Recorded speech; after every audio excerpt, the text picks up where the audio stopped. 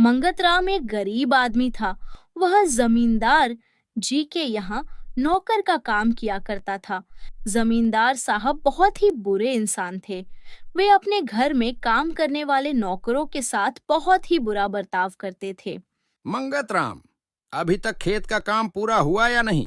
मैंने खेत का सारा काम पूरा कर दिया है जमींदार साहब, इसलिए बस अब खाना खाने जा रहा हूँ। नहीं नहीं, पहले तू जाकर सारा सामान मंडी में पहुंचा कर आ, उसके बाद आकर खाना खाना। लेकिन मालिक, मंडी में सामान पहुंचाने का काम तो रघु का है। हाँ, लेकिन आज उसे मैंने किसी और काम के लिए भेजा है। ठीक है मालिक, मैं मंडी में सामान पहुंचा दूंगा, लेकिन पहले मुझे खाना खा लेने दीजिए। बहुत भूख लगी है, मैंने सुबह से कुछ नहीं खाया है। मैंने तुझसे एक बार कहा ना कि जब तक मंडी में सामान नहीं पहुंच जाएगा तब तक तू खाना नहीं खाएगा। लगता है तुझे एक बार में मेरी बात समझ में नहीं आती। इतना कहकर जमींदार साहब मंगत राम के खाने को उठाकर फेंक देते हैं। मुझे ऐसे क्या देख रहा है? जा, वरना आज तेरी पूरे दिन की दिहाड़ी काट लूंगा। बेचारा मंगत राम अपने मुंह को लटकाए हुए भूखा प्यासा ही वहां से चला जाता है। मंडी में जाकर वह गाड़ी में से भारी सामान के कट्टों को उतारने लगता है। तभी कुछ कट्टे उतारने के बाद कमजोरी से वह बेहोश होकर गिर जाता है। अरे भाई, ये क्या हो गया? कोई पानी लेकर आओ। आसपास के लोग मंगत राम के चेहरे पर पानी छिड़ककर उसे उठाते हैं। अरे भाई, क्या हो गया था? तुमने ठीक से खाना वाना नहीं खाया था क्या? आसपास के लोग मंगत राम की मदद करने के लिए सामान की बोरियां उतार कर रख देते हैं और मंगत राम को जमींदार साहब के यहाँ छोड़कर आते हैं। अपने नौकरों का जरा ध्यान रखा करो जमींदार साहब। वो तो अच्छा हुआ कि हमारे सामने बेहोश हुआ। अगर कहीं रास्ते में गाड़ी चलाते हुए इसे चक्कर आ गए होते ना, तो ना जाने क्या हादसा हो जाता। जमींदार को यह सब कहकर वह आदमी वहां से चले जाते हैं, जिसे सुनकर जमींदार साहब आग बबूला हो जाते हैं। मालिक, मुझे मेरी आज की दिहाड़ी दे दीजिए। घर पर आटा और दाल लेकर जाना है। कोई दिहाड़ी नहीं मिलेगी तुझे। पूरे बाजार में मुझे बदनाम करवा दिया कि जमींदार अपने नौकरों से जानवरों की तरह काम करवाता है, इसीलिए उसके नौकर बीच बाजार में बेहोश होकर गिर जा रहे हैं। जा, आज तुझे कोई पैसा नहीं मिलेगा। ऐसा मत कीजिए मालिक, मैं पहले ही बहुत गरीब आदमी हूँ, मुझे मेरे पैसे दे दीजिए। मंगतराम जमींदार साहब के सामने हाथ जोड़ता है, लेकिन जमींदार साहब उसे बिना पैसे दिए ही घर से बाहर निकाल देते हैं। मंगतराम बेचारा मुंह लटकाए अपने घर जाता है। अरे, आ गए आप? हाँ, आ गया शांति। आप बैठिए, मैं आपके लिए पानी लेकर आती हूँ। इन्हें पानी बाद में देना, पहले आप मुझे दिहाड़ी के पैसे दीजिए, मुझे कुछ सामान लेकर आना है। बहू, पहले इन्हें 2 घड़ी चैन की सांस तो ले लेने दे। ए बुढ़िया, तू जाकर रसोई में खाना बना, लाओ जल्दी दिहाड़ी के पैसे। आज जमींदार साहब ने मुझे कोई दिहाड़ी नहीं दी, मेरे पास कोई पैसे नहीं है बहू। क्या कहा? आज तुझे दिहाड़ी नहीं मिली? मुझसे पैसे छुपाने के लिए झूठ बोल रहा है बुढ़े। आने दे, मनीष जी को बताती हूँ उन्हें। मंगतराम के बहू बेटे बड़े ही बेकार थे। वे मंगतराम से उसके सारे कमाए हुए पैसे छीन लेते थे और शांति से घर का सारा काम करवाते थे। मंगतराम और उसकी पत्नी अब अपने बहू बेटे से बहुत ही तंग आ गए थे। शाम होते ही मंगतराम का बेटा घर आया तो उसकी बीवी ने उसे उसके पिता के खिलाफ भड़काना शुरू कर दिया। रात को सब लोग जैसे ही खाने के लिए बैठे, बहू, तूने मुझे और शांति को खाने की प्लेट क्यों नहीं दी? क्योंकि आज घर में आप दोनों के लिए कोई खाना नहीं बना है। ये तुम क्या कह रही हो बहू? मैंने अपने हाथों से सबके लिए खाना बनाया था। लेकिन अब वो खाना आप दोनों को नहीं मिलेगा। इन्होंने जानबूझकर आज अपनी दिहाड़ी के पैसे मुझे नहीं दिए। अगर आज मैंने तुम दोनों को खाना दे दिया तो तुम तो मेरे सर पर ही चढ़कर बैठ जाओगे। आज के बाद याद रखना, अगर फिर से ऐसी चालाकी की तो अंजाम इससे भी बुरा होगा। ये तू क्या कह रही है बहू? और तू इसकी बातें चुपचाप बैठा हुआ सुन रहा है। यह तेरे माँ बाप से इस तरह व्यवहार कर रही है और तू इसे कुछ कहता क्यों नहीं? वो जो कह रही है बिल्कुल ठीक कह रही है। ये घर मेरा है और अगर आप दोनों को इस घर में रहना है तो मुझे पैसे कमा कर देने होंगे, वरना आप लोगों की इस घर में कोई जगह नहीं। अपने बहू बेटे के मुंह से ऐसी बातें सुनकर उन दोनों की आंखों में आंसू आ जाते हैं और वो दोनों चुपचाप वहां से उठकर बाहर आंगन में सोने चले जाते हैं। कुछ दिन बाद अचानक मंगतराम की तबीयत खराब हो जाती है, तो वह जमींदार साहब के यहाँ काम पर नहीं जा पाता। तब उसके बहू बेटे पैसे ना मिलने के कारण उन दोनों को धक्का मारकर घर से बाहर निकाल देते हैं। यह तू क्या कह रहा है बेटा? जिस माँ बाप ने तुम्हें पाल पोस कर इतना बड़ा किया, आज तुम अपने माँ बाप को धक्के मारकर घर से बाहर निकाल रहे हो। कुछ और नहीं तो कम से कम तुम अपने पिता की तबीयत के बारे में तो सोचो। उन्हें ऐसी हालत में मैं लेकर भला कहाँ जाऊंगी? वो सब हम कुछ नहीं जानते। अपना बोरिया बिस्तर उठाओ और निकलो यहाँ से। मंगतराम की ऐसी हालत देखकर भी उन दोनों को उन पर कोई तरस नहीं आता। मंगतराम और शांति अपना सामान उठाए दर बदर भटकते रहते हैं। तब उन्हें रास्ते से कुछ दूरी पर एक जंगल दिखाई देता है। सुनिए जी, हम इस जंगल के किनारे अपनी एक झोपड़ी बना लेते हैं। कम से कम हमारे पास रहने के लिए कोई जगह तो हो जाएगी। मंगतराम और शांति जंगल से कुछ घास फूस और लकड़ियों को इकट्ठा करके एक छोटी सी झोपड़ी बनाते हैं। सुनिए जी, आपकी तबीयत ठीक नहीं है। आप यहाँ बैठकर आराम कीजिए। तब तक मैं जंगल से कुछ फल खाने के लिए लेकर आती हूँ। शांति जंगल में जाकर कुछ फल तोड़कर ले आती है और अपने पति को खिला देती है। अब जब भी वह जंगल में फल तोड़ने जाती तो जंगल में उसे एक कोयल का गीत सुनाई देता। उसके गीत को सुनकर शांति का मन बड़ा ही आनंदित हो जाता। ये कोयल कितना मधुर गाती है। काश यह मेरे साथ मेरी झोपड़ी में चलती। शांति के इतना कहते ही वह कोयल उसके पीछे पीछे चलने लगती है। शांति जैसे ही अपनी झोपड़ी में पहुंचती है, वैसे ही वह कोयल उसके आंगन में बैठकर अपना मधुर गीत गुनगुनाने लगती है। अरे कोयल का गीत सुना आपने? मैं जब भी जंगल में फल लेने जाती हूँ तो इस कोयल का गीत सुनकर मुझे बहुत अच्छा लगता है। आज मैंने ऐसे ही कहा कि काश यह कोयल मेरे साथ मेरी झोपड़ी तक चलती। और देखिए, यह तो सच में मेरे साथ साथ आ गई। काश जैसे तुम्हारी यह इच्छा पूरी हो गई, वैसे ही हमारी हर इच्छा पूरी हो जाती। इतनी मेहनत करके अपने खून पसीने की कमाई से हमने वह घर बनाया था और बच्चों ने एक ही पल में हमें उस घर से निकाल दिया। आज बुढ़ापे में हमें इस झोपड़ी में रहना पड़ रहा है। उसके आंगन में बैठी हुई कोयल उनकी सारी बातें सुन रही थी, इसलिए उनकी बातें सुनकर वह भी बहुत परेशान हो गई। ये दोनों तो बहुत ही परेशान हैं। मुझे कुछ ना कुछ करके इनकी मदद करनी चाहिए। अंगूर, मुझे तुम्हारी मदद की जरूरत है। बोलो सुरीली कोयल, तुम्हें मेरी क्या मदद चाहिए? जादुई अंगूर के पूछने पर कोयल उसे सारी बात बताती है। तभी जादुई अंगूर उससे कहता है, मैं तुम्हें कुछ बीज देता हूँ, तुम उन्हें जाकर उनके आंगन में बो दो। इस बीज से उगने वाले जादुई अंगूर उनकी सारी मुसीबतों को हल कर देंगे। तुम्हारा बहुत बहुत धन्यवाद जादुई अंगूर। कोयल उन बीजों को ले जाकर उनके आंगन में बो देती है। अगले दिन जब शांति उठकर आंगन में आती है तो अपने आंगन में इतने सारे अंगूर उगे देखकर वह हैरान हो जाती है। हमारी आंगन में इतने सारे अंगूर कहाँ से आ गए? मैंने तो यहाँ पर कोई बीज भी नहीं बोए थे। उन अंगूरों को देखकर शांति उन्हें तोड़ने के लिए उसके पास जाती है। तभी उसे उन अंगूरों से आवाज आती है, आप हमें मत तोड़ो शांति काकी। अगर आपको अंगूर खाने हैं तो हम आपके लिए और अंगूर ले आएंगे। अरे ये तो बोलने वाले अंगूर है। कहीं यहाँ पर किसी ने कोई टोटका तो नहीं कर दिया जो रातों रात यहाँ पर यह बोलने वाले अंगूर उग गए? नहीं नहीं शांति काकी, आप डरो मत। कल जो कोयल आपके आंगन में आकर मधुर गीत गुनगुना रही थी, उसी कोयल ने आपके आंगन में हमें बोया है ताकि हम आपकी सभी परेशानियों को हल कर सकें। लेकिन तुम हमारी मुसीबतों को कैसे हल करोगे अंगूर बेटा? हम जादुई अंगूर हैं शांति काकी, हम कुछ भी कर सकते हैं।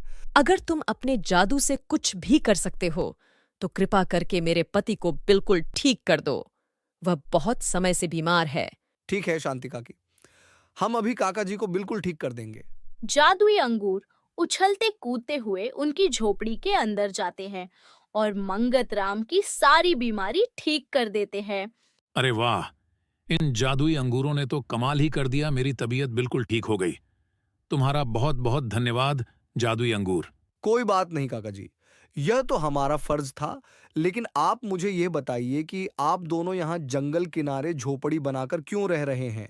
जादुई अंगूर के पूछने पर मंगत राम उन्हें सारी बात बताता है, जिसे सुनकर जादुई अंगूर को भी बहुत बुरा लगता है। अब जादुई अंगूर उन दोनों के लिए बहुत ही सुंदर घर बनाता है, जहां पर काम करने के लिए नौकर चाकर भी होते हैं। अपने लिए इतना सुंदर घर देखकर दोनों पति पत्नी बहुत खुश होते हैं।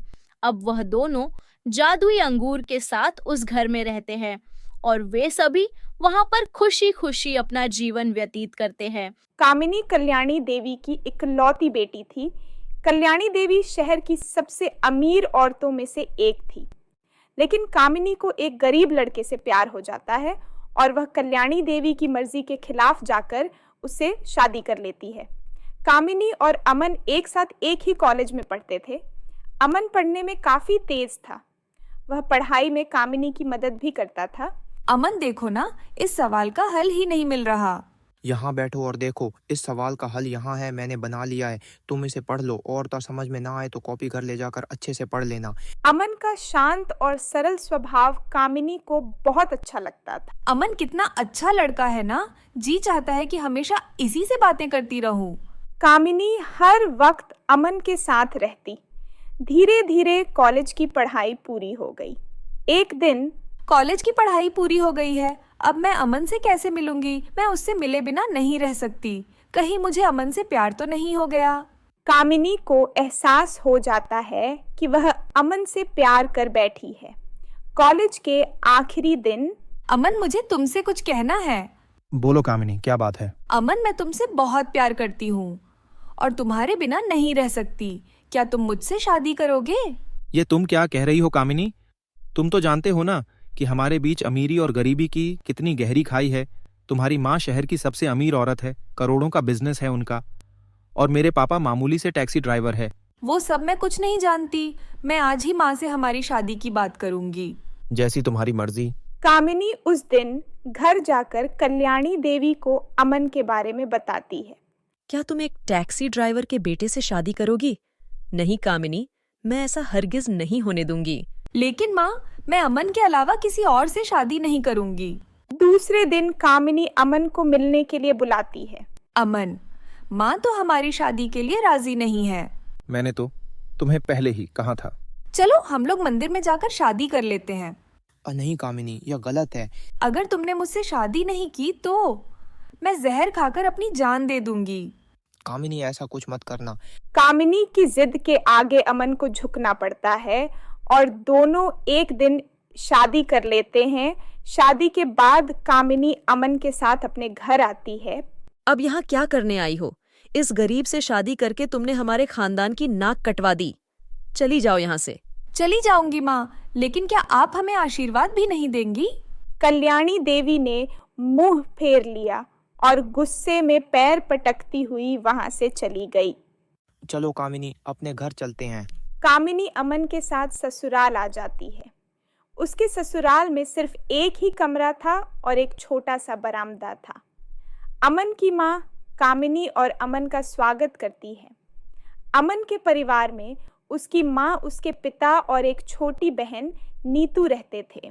नीतू बेटी, अपनी भाभी को कमरे में ले जा। नीतू कामिनी को कमरे में ले जाती है। वह देखती है कि उस कमरे में एक बेड भी नहीं था। जमीन पर ही गद्दा बिछा हुआ था जिस पर पूरा परिवार सोता था। नीतू गद्दे पर एक साफ चादर बिछा देती है।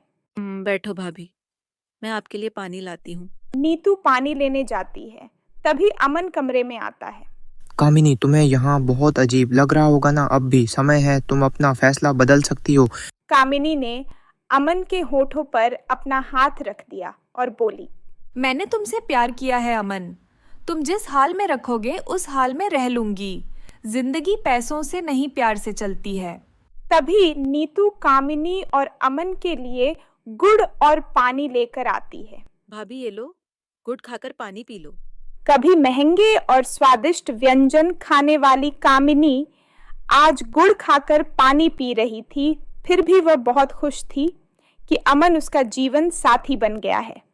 शाम को अमन कहीं से एक टूटी फूटी चारपाई लेकर आता है और रात में अमन और कामिनी कमरे में सोते हैं और पूरा परिवार बाहर बरामदे में। माँ, पिताजी और नीतू को बाहर बरामदे में ठंड लग रही होगी, उन्हें भी अंदर बुला लेते हैं। नहीं, रहने दो। उस रात कामिनी ने कुछ नहीं कहा, लेकिन दूसरे दिन वह अपने सास, ससुर और ननद को भी उनके साथ एक कमरे में सोने के लिए कहने लगी। नहीं बहू, वह कमरा तेरा और अमन का है। नहीं माँ जी, वह कमरा हम सब का है। आज से हम सब अंदर सोएंगे। सुजाता कामिनी का अच्छा व्यवहार देखकर फूली नहीं समाई। लगता नहीं है कि तू इतने अमीर परिवार से आई है। माँ जी, अमीर और गरीब कुछ नहीं होता। इंसान पैसों से नहीं, अपने व्यवहार से अमीर होना चाहिए। शादी के कुछ दिन बीत गए। कामिनी ने घर का कामकाज संभाल लिया था। इधर अमन नौकरी की तलाश करने लगा। एक दिन कामिनी खाना बना रही थी, तभी उसकी माँ कल्याणी उसके ससुराल आती है। उनके हाथ में एक बड़ा सा डब्बा था। माँ को देखकर कामिनी ने कहा, अरे माँ, आपने मुझे माफ कर दिया। क्या करूं? माँ हूं ना, अपनी औलाद से कब तक नाराज रहूंगी। आज तेरा बर्थडे है, याद है? तू कितने धूमधाम से अपना बर्थडे मनाती थी, लेकिन यहां तो किसी को बर्थडे के बारे में कुछ पता ही नहीं होगा।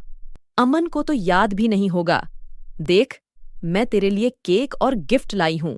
कल्याणी देवी की बातें कामिनी को बिल्कुल भी अच्छी नहीं लग रही थी। यह तुम क्या कह रही हो माँ? यहाँ सबको मेरा बर्थडे पता है। सबने मुझे सुबह सुबह ही विश कर दिया और रमन तो केक लाने बाजार गए हैं। आते ही होंगे। तुम बैठो, मैं तुम्हारे लिए पानी लाती हूँ। नहीं नहीं, तुम्हें तो पता है मैं गंदी जगहों पर पानी नहीं पीती। तुम यह केक काटकर अपना जन्मदिन मना लेना। मैं चलती हूँ। अरे समधन जी, थोड़ी देर बैठिए, फिर चले जाइएगा। माना कि हम लोग गरीब हैं, लेकिन इतने भी गरीब नहीं कि घर आए मेहमान को चाय पानी भी ना पिला सके। मैं आपके लिए बाहर से बोतल वाले पानी मंगवा देती हूँ। नहीं नहीं, बस रहने दीजिए। मैं चलती हूँ, मुझे जरूरी मीटिंग में जाना है। कल्याणी देवी घर से बाहर निकल रही थी, तभी अमन उन्हें दरवाजे पर मिल गया। कल्याणी देवी ने देखा कि अमन के हाथ में कागज का टुकड़ा था। अरे माँ जी, आप? तुम तो केक लाने गए थे ना? मैं कुछ समझा नहीं। लेकिन मैं सब समझ गई। कल्याणी देवी वहां से चली जाती है। अमन घर के अंदर आता है। कामिनी, आज तुम्हारा बर्थडे है क्या? हाँ भैया, आज भाभी का बर्थडे है और भाभी ने हमें बताया भी नहीं। सॉरी कामिनी, मुझे याद ही नहीं था। कोई बात नहीं अमन, मेरा नया जन्म तो उस दिन हुआ था जिस दिन हमने शादी की थी। मेरी बहू बड़ी समझदार है। उस दिन नीतू खीर बनाती है और सब कामिनी का बर्थडे मनाते हैं। अमन दूसरे दिन भी नौकरी की तलाश में जाता है, लेकिन उसे कहीं नौकरी नहीं मिलती। काफी दिन ऐसे ही गुजर जाते हैं। एक दिन अमन के पिता अरविंद का एक्सीडेंट हो जाता है और उसमें उनकी मौत हो जाती है। एक्सीडेंट में कार भी बुरी तरह से टूट जाती है। अब कामिनी के ससुराल वालों पर दुखों का पहाड़ टूट पड़ता है। वे लोग दाने दाने को मोहताज हो रहे थे। कल्याणी देवी को इस बात का पता चलता है तो वे कामिनी के घर आती हैं और अपने साथ खाने पीने का सामान भी लाती हैं। देखो कामिनी, तुम चाहो तो मैं तुम्हारे पति को नौकरी पर रख सकती हूँ। कामिनी खुश हो जाती है। सच माँ? हाँ, मेरा ड्राइवर कल से छुट्टी पर जा रहा है। अमन से कह दो कल से मेरी गाड़ी चलाए। महीने के 15,000 दूंगी। क्या आप अपने दामाद को अपना ड्राइवर बनाएंगी? उसके लायक यही काम ठीक है। तुम देख लो, मंजूर है तो ठीक, नहीं तो मैं चलती हूँ। तभी अमन वहां आ जाता है। मुझे मंजूर है सासू माँ। लेकिन अमन, कोई बात नहीं कामिनी, कोई काम छोटा या बड़ा नहीं होता। दूसरे दिन से अमन कल्याणी देवी का ड्राइवर बन जाता है और उन्हें रोज ऑफिस छोड़ता, ऑफिस से घर ले आता। कल्याणी देवी अमन के साथ नौकरों जैसा बर्ताव करती। एक दिन की बात है, कल्याणी देवी अपने किसी क्लाइंट को पैसे देने जा रही थी।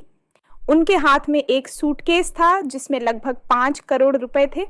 कल्याणी देवी पैसों से भरा सूटकेस लेकर गाड़ी में बैठी और अमन गाड़ी चला रहा था, लेकिन शायद किसी को इसकी भनक लग गई थी। कुछ गुंडों ने कल्याणी देवी की गाड़ी घेर ली और कल्याणी देवी पर बंदूक तान दिया। ए बुढ़िया, चुपचाप सूटकेस मेरे हवाले कर दे, नहीं तो भेजा उड़ा दूंगा।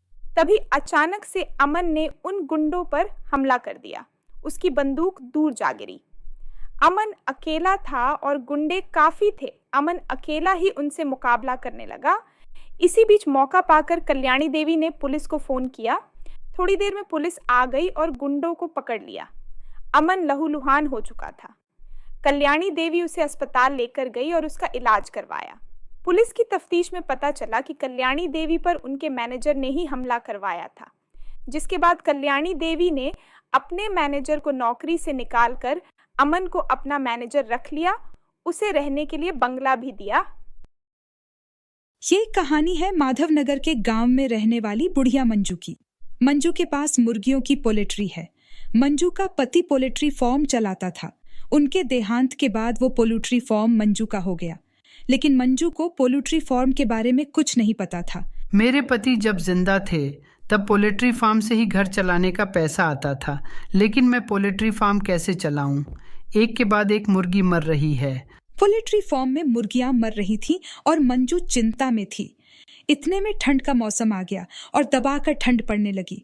मंजू ठंड से कांपने लगी। लगता है इस साल बहुत ठंड पड़ने वाली है और घर में खाने के पैसे नहीं हैं। क्या करूं? मंजू के घर के पास बेबरा मुकेश रहता था। उसे दारू पीने के लिए हर रोज पैसा चाहिए था, लेकिन उसकी बीवी पैसे नहीं देती थी, इसीलिए वो भी चिंता में था। इतने में उसने पोल्ट्री फार्म में मरी हुई मुर्गियों को देखा। अरे मंजू चाची की मुर्गियां तो मर रही हैं, क्यों ना इससे कुछ पैसे कमाए जाए। मुकेश मंजू के पास गया। मंजू ने कहा, क्यों रे मुकेश, यहाँ क्यों आया है? मेरे पास पैसे नहीं हैं। मुझे पता है चाची, आपके पास खाने के भी पैसे नहीं हैं, इसीलिए तो आया हूँ मैं। मतलब क्या कहना चाहता है तू? आपकी मुर्गियां मर रही हैं, मरी हुई मुर्गियों से पैसे कमाना चाहती हो क्या? मरी हुई मुर्गियों से पैसे कैसे कमाऊं?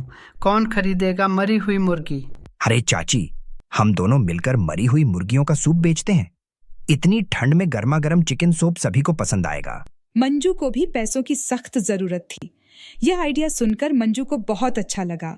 मुर्गियों को मारकर ही तो सूप बनता है, तो फिर मरी हुई मुर्गी का सूप बनाने में क्या हर्ज है। फिर मंजू मान गई और आज एक ही मुर्गी मरी थी, तो मुकेश ने उसे काटा और फिर मंजू ने उसका सूप बनाया। चलो चाची, अब रास्ते पर जाकर बेचते हैं, शाम के वक्त बहुत अच्छा बिकेगा। मुकेश और मंजू रास्ते पर सूप बेचने के लिए चले गए। सूप पी लो, सूप, गर्मा गर्म soup, chicken soup P low. सर्दी में गर्मी चाहिए तो चिकन सूप पियो, पेट भर के पियो, मन भर के पियो। आओ आओ। यह सुनकर लोग सूप पीने आने लगे। अरे वाह, सूप तो बहुत बढ़िया है। घर के लिए 2 कटोरी सूप बांध दो भाई। इसी तरह 2 घंटे में सूप बिक गया।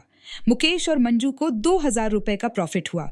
अरे वाह पे बड़ा मुकेश, मैं तो तुझे बुद्धू समझती थी, लेकिन तू तो अक्लमंद निकला। एक दिन में 2000 का मुनाफा।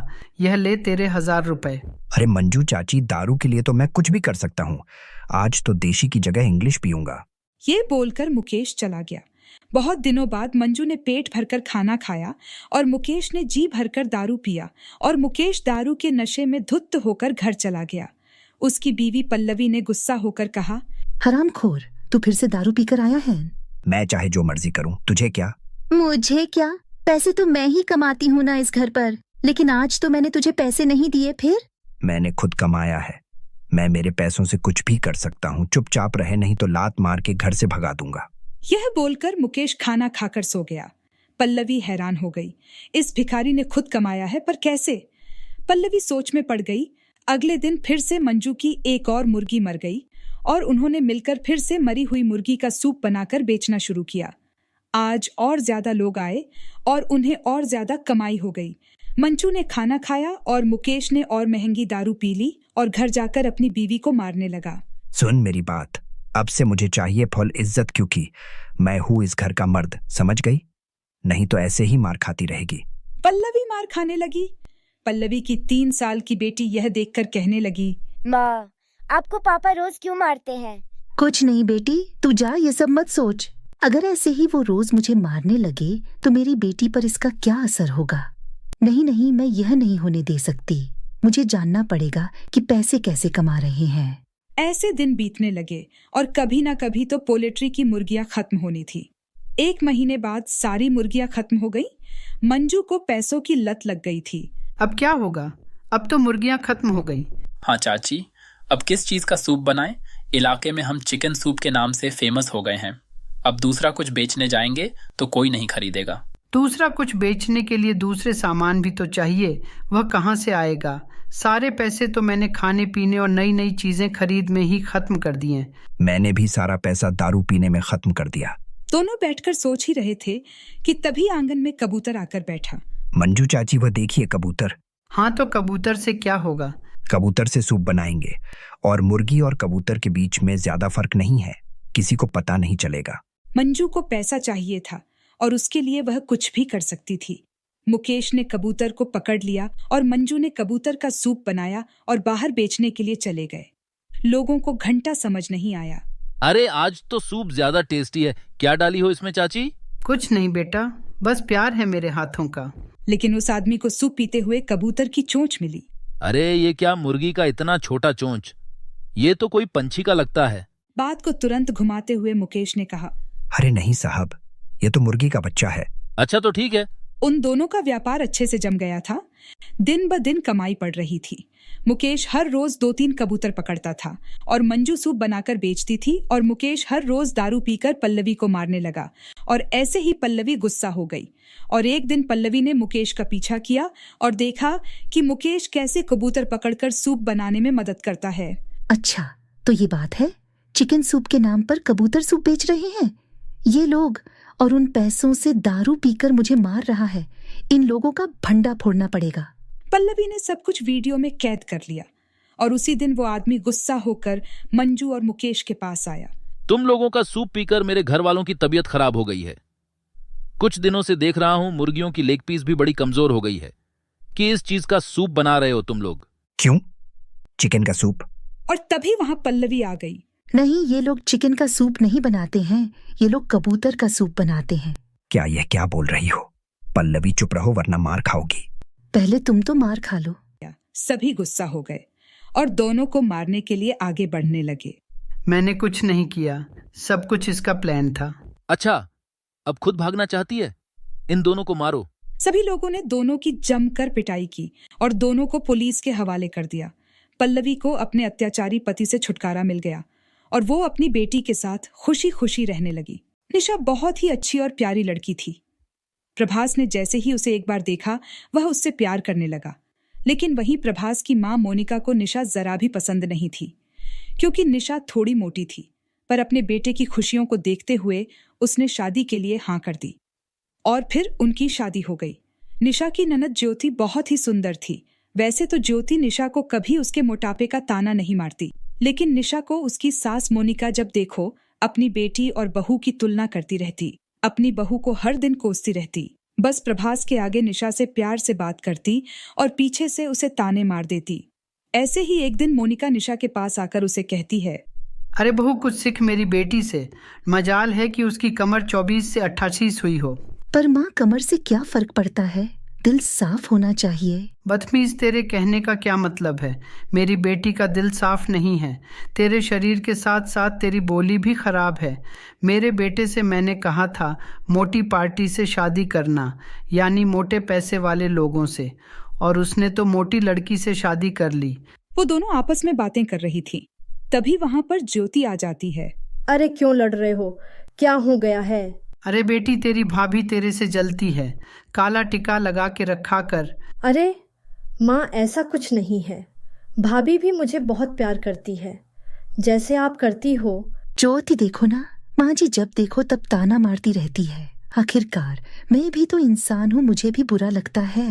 चुप कर भटूरे जैसी शक्ल की। आई बड़ी, चल जा यहाँ से। निशा को अपनी सास की बात सुनकर बहुत ज्यादा बुरा लगता है और वो अपने कमरे में जाकर अपने पति से कहती है, अजी सुनते हो? नहीं बैराहू, सुन तो तुम्हारी शादी के बाद से ही रहा हूँ। पता है आज क्या हुआ? कैसे पता होगा? तुम बताओगी तब पता चलेगा ना। मैं मायके चली जाऊंगी। तुम मेरी कोई बात नहीं सुनते हो और तुम्हारी माँ जब देखो मोटे होने का ताना मारती रहती है। हाँ चली जाओ। मैं कहीं नहीं जा रही हूँ, यही रहूंगी सारी उम्र, तुम्हारी और तुम्हारी माँ की छाती पर ही बैठी रहूंगी। बहुत हो गया आज के बाद। मैं माँ जी की इज्जत नहीं करूंगी और सिर्फ अपने ऊपर ध्यान दूंगी। सुबह के समय निशा जॉगिंग करके अपने घर आती है तो मोनिका उसे देखकर ताना मारते हुए कहती है, बहू कहाँ से आ रही है? मैं तो डर गई, ना जाने किसने अपनी भैंस खुली छोड़ दी। पास आई तो दिखा कि ये तू है। माँ जी, आपके चश्मे का नंबर बढ़ गया या फिर आप समय से पहले ही बूढ़ी हो गई हो? आपको एक इंसान नहीं दिख रहा। अच्छा ये बता, तूने अब तक कोई नाश्ता नहीं बनाया और ऊपर से तो दौड़ने निकल गई। माँ जी, आप नाश्ते की चिंता मत करो, मैंने सबके लिए नाश्ता बना दिया है। जरा मैं भी तो देखूं आज क्या कमाल किया है तूने। निशा का पति और ननद ड्राइंग रूम में बैठकर बातें कर रहे थे। तभी मोनिका निशा को बड़े ही प्यार से मुंह बनाकर कहती है, बहू कुछ चाय पानी लेके आओ। अब देखो जहर टपक रहा है बुढ़िया के मुंह से, बस इसका बस चले ना, मुझे जिंदा ही निगल ले। निशा सबके आगे नाश्ता रख देती है और मोनिका जैसे ही नाश्ता देखी है तो उसकी हवा खराब हो जाती है। तभी मोनिका निशा से पूछती है, अब सूप नाश्ते में खाएंगे? माँ जी, मैं जॉगिंग पे गई थी और फिर मुझे अपने लिए कुछ हेल्दी बनाना था तो मैंने ये बना दिया। हाँ क्यों नहीं, यही खा लेते हैं। जहाँ सभी एक तरफ बड़े आराम से खा रहे थे तो वही मोनिका मुंह बनाकर मन मारकर ये सब खाती है। तभी प्रभात कहता है, तुमने मेरे लिए लंच नहीं बनाया, मैं काम पर कैसे जाऊंगा? बना है ना, सलाद और चुकंदर का जूस भी तो है। तुम मेरे साथ ऐसा क्यों कर रही हो? मैं तुम्हारी सीरत को चाहता हूँ, शरीर को नहीं। तो मैं क्या करूं जब देखो तुम्हारी माँ मुझे मोटा होने का ताना देती रहती है। मैंने सोचा क्यों ना मैं डाइटिंग ही कर लूं। तो खुद करो ना, सबसे क्यों करवा रही हो? और मेरी माँ तो बहुत सीधी है, वह कभी किसी को कुछ भी नहीं कहती है। अब निशा और प्रभास कमरे की तरफ बढ़ते हैं और निशा तो कमरे के अंदर जाती है और प्रभास बाहर से ही बातें सुनने लगता है। फान जी, मुझे माफ कर दीजिए, मेरी वजह से आज आपको अच्छा नाश्ता नहीं मिला। तूने जानबूझकर किया क्योंकि तू चाहती थी कि मैं भूखी मर जाऊं और तू फल फूल सके। पता है मेरी भाभी की बहू कितनी सुंदर है और एक मेरा बेटा, उसकी तो किस्मत ही फूट गई।